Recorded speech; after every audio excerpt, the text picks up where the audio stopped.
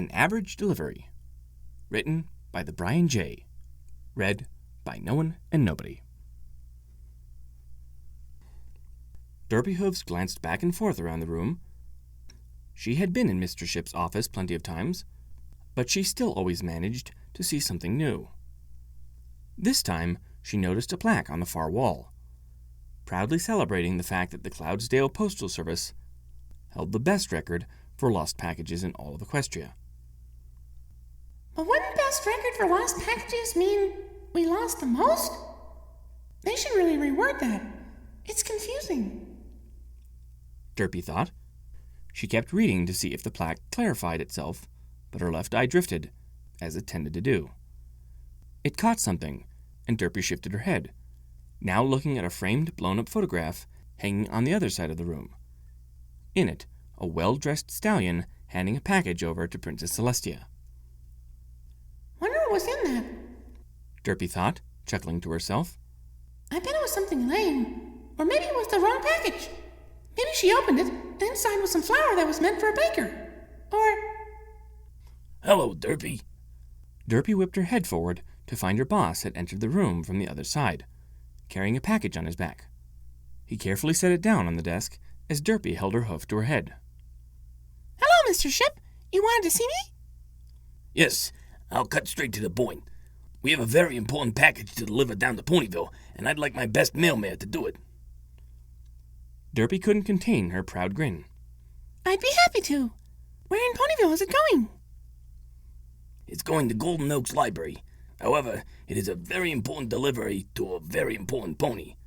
So I think to reduce the risk of accident, I'm going to declare this a flightless delivery. Mr. Ship sighed, taking his glasses off. I know it's not the most exciting walk from Cloudsdale to Ponyville, but I really want this delivery to go well, so would you still be willing to take it? I understand if you don't want to. Don't be silly, Derpy said, picking up the package and looking it over. I'd be happy to. It's not that long of a walk. She carefully slid the package into her saddlebag, then went to leave the room when her boss continued. How do you do it, Derpy? Mr. Ship asked. Derpy turned around. How do I do it? Well, I usually just fly the package there. I think that's what most Pegasi do, actually. For other deliveries, I just walk. Mr. Ship shook his head. I don't mean that, Derpy. I mean, how do you always stay so chipper like that? Anytime we have a delivery, you do it with a smile on your face, no matter how dull it is. Mr. Ship chuckled. Not for nothing, but I'm just surprised that any pony can always be so excited about walking packages around. Derpy just laughed. It's not boring at all. I always find ways of keeping things interesting. He rolled his eyes. Whatever you say. I'll ask Shifts to get the cloud elevator ready. With a smile, Derpy left the room and trotted through the cubicles to the Cloudsdale post office. She arrived in hers and picked up her saddlebag. Then she looked out over the top of the cubicle and at the other ponies in the office that day. A few of them looked downright bored, bags under their eyes as they shuffled monotonously around. It always confused her. How could they be so down when they had such a fun job? She left her cubicle, humming as she trotted past the cubicles and into the sorting area. Ponies there seemed a touch more lively, throwing letters every which way and stacking packages everywhere. She bobbed and weaved between the piles of packages, finally making her way to a side room. Inside was the cloud elevator, where the old stallion behind the controls looked up from a newspaper and smiled. Morning, Derpy, he said. Heard you got a no-fly delivery. Sorry about that. It's not so bad, Derpy replied, taking a delivery cap from off the wall. Not so bad. You gotta walk all the way to Ponyville.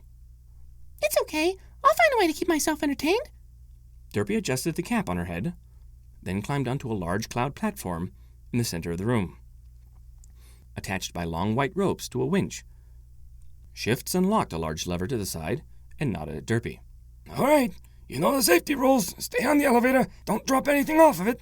It'll take about 15 minutes to get you to the ground. Have fun. Shifts turned the crank, and the large cloud elevator began its slow descent. Derpy plopped down in the center of the platform, waving one more time to Shifts as he disappeared from sight, and she was left suspended on the cloud elevator, slowly lowering to the ground far below. The darkened, musty elevator creaked menacingly, as if each floor it passed by was a significant achievement. A single pony stood inside, his face covered by a black mask, and his coat bearing the signature patch of the evil organization, Vile. A static sound pierced the air as the pony held up a walkie-talkie. "I'm on my way down. I'm taking the next shift to guard the princess's daughter." "Yes, sir. I'm sure we'll hear a response from Equestria soon. No doubt they are going to give in to our demands and..." A quiet clanging sound startled the pony, and he shot his head around. There was nothing out of the ordinary in the elevator, just a few cardboard boxes in the corner, and he shook his head. "Just my imagination," he mumbled, then returned to the walkie-talkie. As he spoke to his commander, he failed to notice one of the cardboard boxes behind him, slowly being pushed up and over. A mare in a tight black outfit silently crawled along the ground, sneaking up behind the stallion. She slowly reared up on her hind legs, then wrapped her hooves around the stallion's neck. The walkie-talkie clattered to the ground as the stallion struggled. He thrust himself backward to drive the mare into the wall, but she planted her back hooves on the side of the elevator and walked up, driving him down into the floor. The stallion struggled back to his feet and threw the mare over his back, finally breaking the hold. She landed on her hooves and immediately backflipped right back over the stallion, hooking his head and neck again. She was whipped back and forth as the stallion tried to shake her, but the hold finally took its toll on him, and he slowly fell to the ground, reduced to a deep unconsciousness. The mare finally released her grip on the passed-out stallion and let his limp body fall to the ground. She took a few steps back and removed her mask, letting her blonde hair float behind her. As she cracked her neck, her focus fell on the walkie-talkie laying on the ground. Come in. What was that noise? What's wrong? The voice on the other side of the walkie-talkie rang out. The mare picked it up in her hoof, pressing down on the button with a smile on her face. Sorry, but he's taking a little nap. What? The voice said, then started yelling. It's Agent Derp. Get extra security on Skyline now. Go to alert level 27. Shut down all... The voice cut to static. The mare smiled, tossing the walkie-talkie aside as she leaned up against the wall, watching as the levels of the underground facility went by. By the time she got down to the bottom level, there would no doubt be countless enemies and security measures. Of course, none of that mattered to her. She was Agent Derp, the finest espionage agent in all of Equestria. Few ponies knew of her existence. She had been successful on every mission she had ever been on, but this was a different matter altogether. Infiltrating the Vile headquarters and rescuing the kidnapped Lady Skyla. The elevator continued its slow descent as Agent Derp examined the floors going past. No doubt, each floor held a different Evo activity that would one day require her attention. But for now, it was the very bottom floor that was her focus. She stretched out her hooves and checked her utility belt to make sure she had everything she needed. When the elevator shook a few times, it suddenly shuddered to a halt. Derpy looked around. The elevator was stopped somewhere, halfway between Cloudsdale and the ground. After a few seconds, she heard a telltale whirling noise as a small metal ring with a note attached came speeding down the ropes. She caught it in her hoof and quickly opened it. Technical difficulties, please wait, She read, then giggled and rolled her eyes. Every time. She sat back in the corner of the platform for a few seconds until the elevator suddenly lurched back to life and continued its descent. A hatch on the ceiling of the elevator swung open with enough force to shake the whole elevator.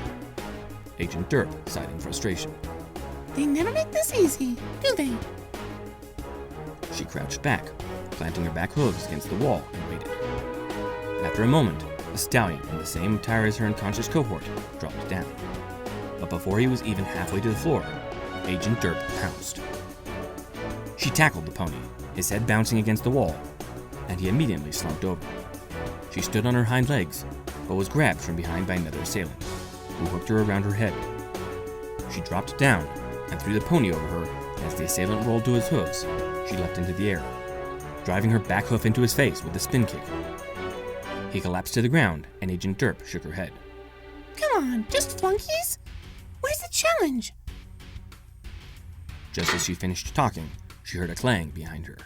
She turned around to find a pony at least twice her size standing before her, with forelegs made of hardened steel and glowing red eyes. He snorted through a mechanical snout, shooting steam into Agent Derp's face. She could only smile. There we go. That's better. Agent Derp crouched down, preparing to pounce at the monster, when the elevator suddenly shook. Derpy blinked and looked around at her surroundings. The blue sky and clouded texture of Cloudsdale had been replaced with lush green hills, and in the distance she could make out the tree line of the edge of Whitetail Wood. She flipped open her saddlebag to make sure the package was still there, then stepped off of the platform as it began to rise back up into the sky. She adjusted her cap and began trekking towards the wood and Ponyville. It was almost a second home to Derpy, with how often she visited from Cloudsdale, and she tried to take time to visit Whitetail Wood every time she was in the area. She would always linger a little in the forest, just so she could admire the trees that lined the paths. Once she got closer, however, her excited trot slowed down as she noticed all the trees barren of their leaves. Oh no, she said to herself, frowning as she searched for any tree that still bore the red and orange colors of autumn, but to no avail. She sat down outside the forest, pouting. The sound of hoofsteps came from another area as a blue unicorn trotted along another path. Then noticed Derpy and walked over to her. Hiya, Derpy, the unicorn said. Hey, what's wrong? Hey, Minuet, Derpy said. did I miss the running of the leaves?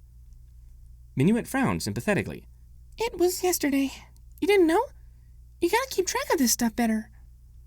Ah, it's my favorite event of the year, and I missed it. Derpy pouted, looking at the empty trees. I need to start writing this stuff down. Sorry, Minuet said. It's still a nice walk, though. I guess. I gotta walk through the forest anyway, since I'm on a no-fly delivery, Derpy said, pushing her hat up and stretching her legs. No fly? Lame. Minuet said with a giggle. I don't know how you put up with a job like that. It's gotta be so boring. There was a pause as Minuet suddenly realized what she said, then shuffled her hoofs. I didn't mean it like that. I meant like, I bet you do good at the job. No, it's all right, Derpy interjected with a smile. It's not that boring. More just uneventful, really. I find ways to keep it interesting. Well, that's good, Minuet replied, then pulled an hourglass on a chain out of her saddlebag. Oh, geez, I'm late. I gotta get going. I'm meeting some friends for a picnic. Have fun, Derpy. Minuet trotted off, and Derpy turned around to finally enter the woods. She tried to keep her big smile and confident trot up, but after a minute of just looking at the same empty trees, she sighed. Man, this is so boring. Minuet was right, she mumbled to herself, trotting along the dirt path lined with piles upon piles of leaves. She was just looking up at the sunny sky when she stumbled over something on the ground, falling forward a few steps and just barely managing to keep her balance. After checking to make sure the package was still safe, she glanced back at what she had tripped over, a long, thick stick that had fallen off a tree leaning over the path. A smile curled over her face, and she trotted back and picked the stick up. One end seemed to be far heavier than the other, so she grasped it in her hoof, playfully swinging it around a few times. Ah! Rio Kilgabusa slammed into the tree and crumbled down, her sword clanging to the ground next to her. She struggled to pull herself up and reached for a blade, only for a massive figure to kick the sword out of her way, sending it spiking into a tree. Kolgabusa reached limply for her weapon, as if expecting it to fly to her, but her hoof was swatted down by the dark figure that stood before her. Pathetic, the figure muttered, as he stared down at the hurt pony on the ground. I expected more of a fight out of you, Rio. One of the greatest swordsmiths of Nippon, put down so easily, he said, then stomped a hoof into his adversary. Some pony will stop you, Kolgabusa said, coughing and clutching her chest. Your evil plan will never. She didn't get a chance to finish, as the dark stallion stomped his hoof down on her stomach again, causing Kolgabusa to sputter in pain. Dark Stallion just laughed. Enough. Nippon will be mine. And there is nothing you or any pony else can do about it. He cracked his neck, then held one hoof out, his sword floating up to his hoof, and he raised it high above his head. And now to finish you once and for all. Kolgabusa gasped as Dark Stallion drove the sword downwards towards her chest. But there was a flash in the distance. A silver sword flew through the air and clashed against Dark Stallion's, throwing his off course and embedding it into the ground. He gasped as the silver sword spiraled back through the air, then twisted and shot in another direction. Dark Stallion followed the blade as it flew towards a tree, where it was caught by a lone figure. Her blonde mane was tied back, a red headband wrapped around her forehead. The light breeze causing her long cape to flow in the wind, and the moonlight shone in the blade of her sword. She dropped off the tree and landed on all four hooves, her tattered but strong armor clanging as she landed. The Dark Stallion stared. It can't be! You're just a myth!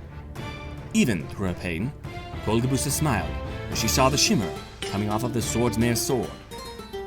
With a deep breath, she spoke words that sent chills down the spine of Dark Stallion. Derpy, Huvzo! In a flash, Dark Stallion leapt towards the mare, brandishing his sword again. He swung, but Derpy moved like a flash of lightning and blocked his attack with her own. Your reign ends tonight, She quietly said, locking eyes with the evil entity. Ha! What can one puny swordsmere do against a master of magical fighting arts? His horn gave off an unnerving red glow that swirled in the air for a few seconds, before forming into a long, thin shape. With a flash, the magic transformed into a second sword, while Dark Stallion let out a laugh. He pushed Derpy back with the sword in his hoof, then hovered the new sword directly over her head. Say your prayers, Derpy, Dark Stallion yelled, then swung both swords towards the legendary swordsman's head. Derpy paused.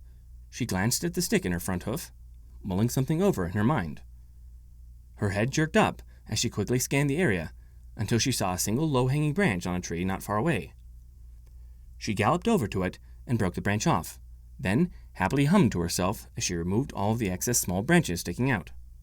When she had finished, she couldn't help but smile at the finished product. She reached back and carefully wrapped the end of her tail around the branch, then swung it back and forth a few times to make sure it wasn't going to come loose. Golgabusa closed her eyes in fear, not wanting to see the inevitable. Instead, she heard something else, the unmistakable sound of steel on steel. Dark Stallion stared in shock. Golgabusa opened her eyes and gasped when she saw the scene. Derpy stood her ground, the sword in her hoof, blocking the one that hung magically over her head. But the sword in Dark Stallion's hoof was also blocked by another sword, one that Derpy was holding in her tail. No! Dark Stallion said. A sword held in her tail? Behind him, Golgabusa sputtered out a laugh. Hayton Dinkiru! I thought that style had been lost to time. Dark Stallion swung both swords again, but with the speed and grace of the fastest Pegasi. Derpy blocked both shots again. She spun her body, swinging her back hooves into the chest of Dark Stallion. The force sent him flying back into the tree, but he landed with all four hooves on the trunk and pushed himself off.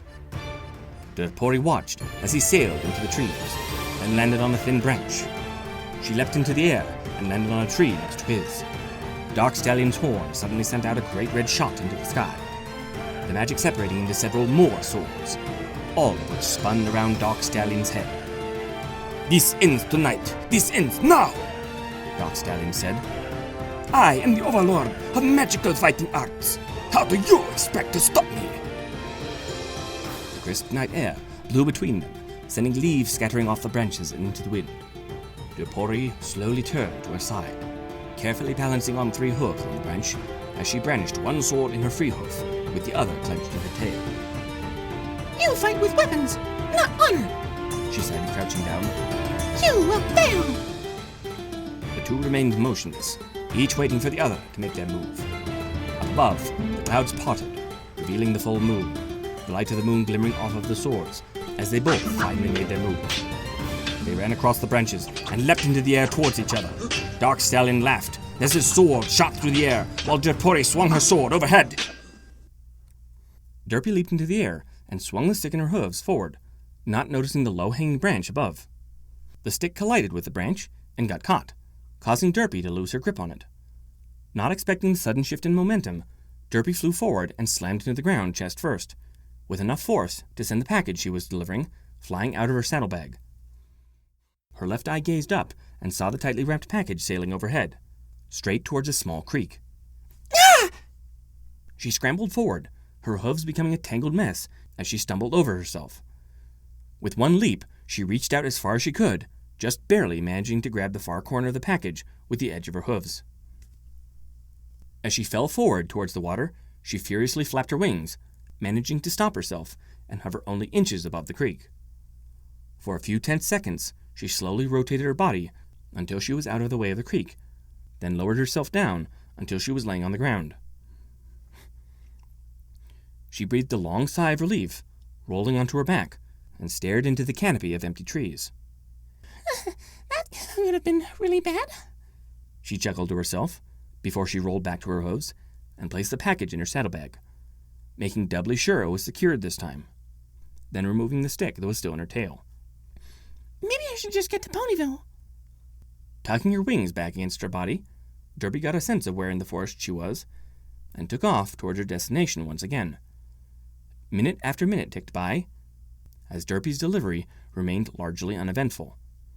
Every time she found her mind wandering, she thought back to nearly losing the package and chased the thought out of her head, instead just admiring the blue sky and grass around her.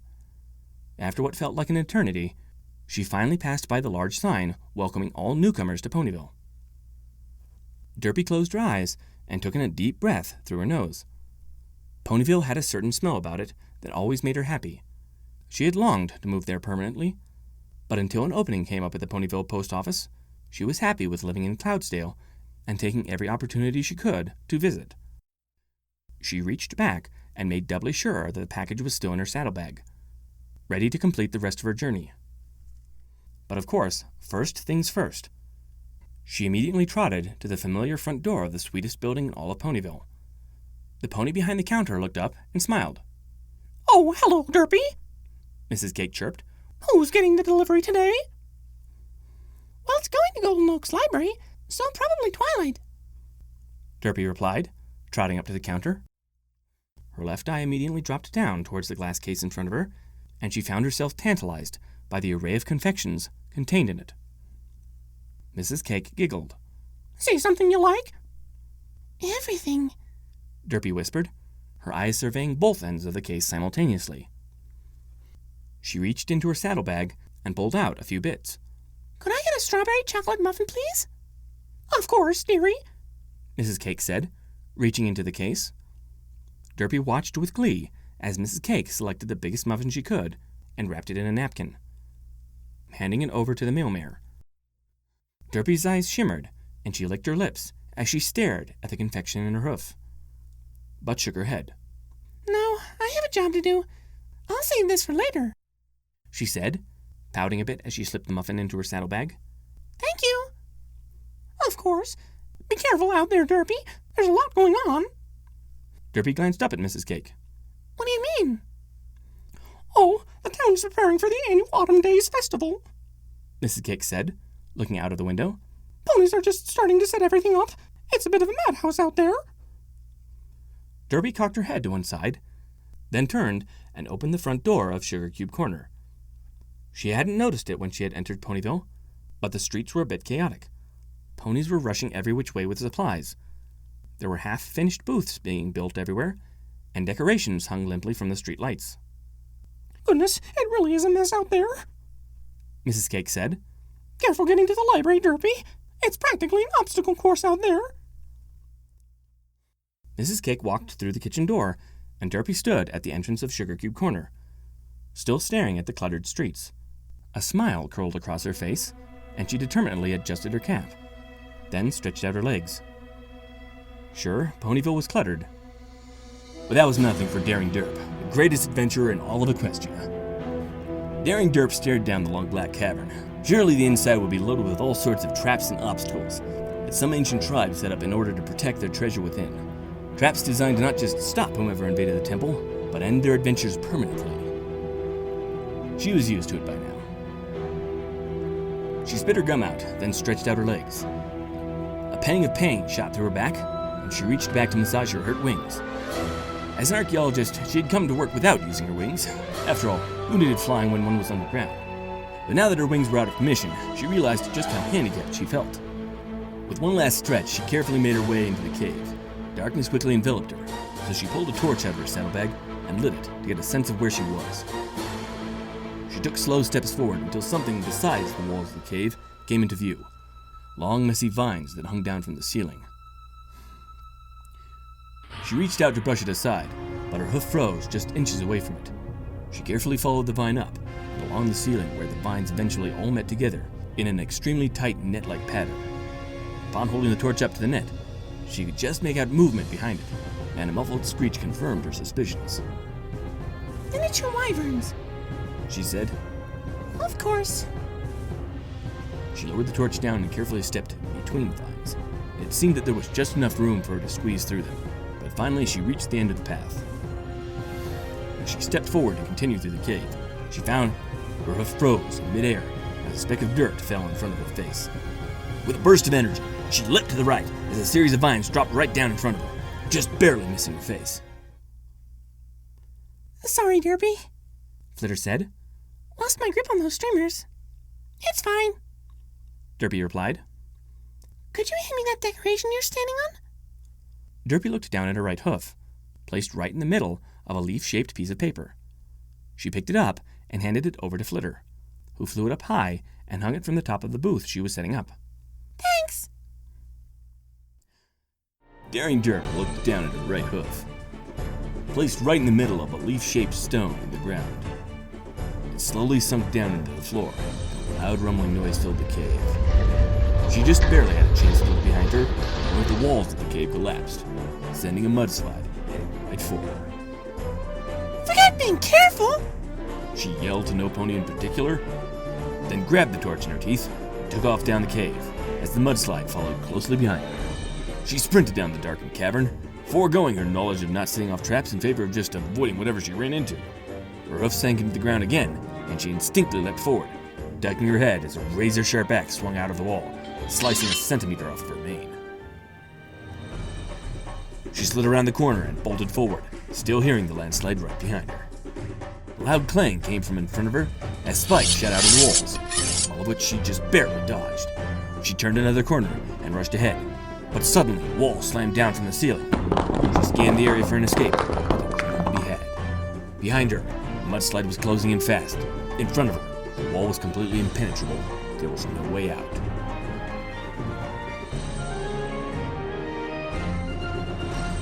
Derpy waited patiently as cart after cart of apples rolled in front of her. Sorry about the holdup, Derpy. Applejack said as she pulled one cart packed to the brim with apple pies. We got a big haul here. That's fine. When does your booth open up? Noon today. Applejack yelled over her shoulder. Get here early or there's going to be a heck of a line. Derpy nodded as Big Macintosh pulled the final 3 carts out of her way, leaving a clear path straight to the Golden Oaks Library. Having brilliantly gotten past the wall and stopped the mudslide, Daring Derp took stock of her surroundings. Though her torch had gone out, she could still see the walls of the cave. Her curiosity piqued even further. She followed the cave as it got lighter and lighter, eventually coming across a bright opening. She stepped through and was instantly mesmerized by what she saw. The room she found herself in was paved with gold, floor to ceiling. Ancient carvings lined the walls, all of which seemed to point to the center of the room. There, a grand pedestal stood, lined with diamonds and rubies, while on top of the pedestal sat a small statue of an alicorn princess, shimmering seemingly on its own. However, that wasn't what Daring Derp noticed first. Awisodal! Awisodal laughed. Ha ha! We meet again, Daring Derp. But this time, it is I who have the advantage, and there is nothing you can do about it. You can't! Daring Derp said, stepping forward. The item must be removed in a precise way, or else... Oh, I am well aware. Awisodal responded, calmly examining the idol. It is all part of my plan, Daring Derp. You see, this was not merely about getting the idol. This was about removing you from the picture once and for all. You have been a thorn in my side for too long. It is time to extract that thorn.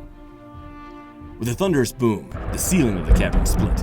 High above the hole that had been created, hovered Awisodal's blender, which quickly dropped a long middle ladder down. And now I must bid you adieu, Daring Derp. No! Before she could act, Awisodal grabbed onto the ladder with one hand and the idol with the other. As it was raised into the air, The entire cave rumbled as the statues on every side broke apart, spilling molten lava into the room. Daring Derp tried to turn around, but the entrance she had come through suddenly slammed shut. She turned back and made one great leap at Awizodl, but it was just out of reach, and she landed on the podium. I'd like to see you get out of this one, Daring Derp! Awizodl yelled. There's nowhere to go! Sweat poured down Daring Derp's face as the lava inched closer and closer to her. She was perched as high up on the podium as she could, her hooves bunched together as the lava began to lick at the edge of the podium. From above, Awizodl laughed. Daring Derp looked up at him, and their eyes locked. With a smirk, Awizodl opened his mouth once more. Morning, Derpy! Morning, Derpy. The front door of Golden Oak's library had swung open, and Twilight Sparkle stood in the doorway, smiling. Derpy looked past her to see the interior of the library. No matter when she had come, the library was always in perfect order, save for a stack of books at the table in the center of the room. She looked back at Twilight, momentarily taking in the sight of her new majestic wings. Derpy had never actually known an alicorn before, certainly not well enough to consider them an acquaintance. Morning, Twilight. I have a package for you. Derpy reached into her saddlebag and carefully extracted the package. Twilight's eyes lit up, and she practically snatched the package from Derpy. Yes, she said, almost tearing into the package. I ordered a ton of books after I got back to Ponyville. Finally, they're starting to arrive. I wonder which one this is. A brief history of alicorns, princesses and you, theories on quantum race ascension. She finally got the package open and excitedly pulled out the item, a large but thin book with a brightly colored cover. Twilight stared at it for a few seconds, her face quickly turning a bright shade of red. Recognizing the book, Derpy scrunched her face, trying to stifle a laugh. My first breeding guide? She said, accidentally letting a giggle slip. Twilight's blush deepened as she glanced back at her wings. Yeah, this is still sort of new to me. I can imagine, Derpy said with a wink. Well, thanks for the delivery. Sorry I have to go so quickly, but I'm helping organize Autumn Days, and I want to make sure everything is going well. Twilight put the book on the table next to the front door, then locked it as she trotted back out. Thank you so much, Derpy. You're welcome. A whole day's work. Before she took another step, Twilight stopped. She turned around, one eyebrow raised. Hey, Derpy? Why are you standing on the sign? Derpy blinked a few times, then looked down. She was perched on top of the Golden Oaks library sign, her hooves bunched together as if she were afraid of the ground. She glanced around in every direction, then looked back over at Twilight with a goofy grin. Better vantage point of your door? Twilight giggled and rolled her eyes. All right then. See you later, Derpy, she said, trotting off. Daring Derp repositioned her hoof as the speck of lava burned it. It was only inches away from reaching her. Up above, Awizodl let out a cackle. It's over, Daring Derp. There's nothing you can do. I am the winner. He waited to hear the panicked cries, but instead a different sound filled the room. Laughter? He looked down where Daring Derp had a confident smile and was digging through her bag. Sorry, Awizodl. Not this time. She finally found what she was looking for and pulled it out. It gave off a glow that made the room even brighter. Awizodl shielded his eyes with his tail, unable to comprehend how bright the room had gotten. When his eyes had finally adjusted, he saw what hovered in Daring Derp's hoofs. No! He gasped. A muffin of healing? But how? Just lucky, I guess. Daring Derp replied, tossing the glowing muffin into the air and eating it with one big gulp. Almost immediately, she felt power surge through her body, and she looked back to see her wings, both bandaged up, now giving off a glow that matched that of the muffin. With a mighty flex, her wings tore the bandages off, and she leapt straight into the air. Before Awizodl even knew what was happening, Daring Derp shot past him, reaching out and snatching the idol right from his hands. What? No! Daring Derp landed on top of the cavern, flapping her wings a few times as she tossed the idol in her hoof. Sorry, Awizodl. When are you going to learn that you can't beat Daring Derp? Anyway, I gotta get going. See you around. With that, she turned around and took off into the sky. Curse you! Awizodl yelled, shaking the fist on his tail as he was carried into his blimp. I'll get you next time, Daring Derp! Next time! With that, another mission was successful. The sun beat down on Daring Derp's face as she flapped her healed wings, finally able to fly again after what felt like an eternity. There would be more missions, of course. In fact, she was sure that as soon as she got back home, there would be another mission waiting. But for now, at least, that didn't matter. It just felt so great to fly again. She momentarily paused in the air to look down at the world around her. Then, with a hearty tip of her hat, she turned and flew off into the distance. Off to find more adventures in life, wherever they may be.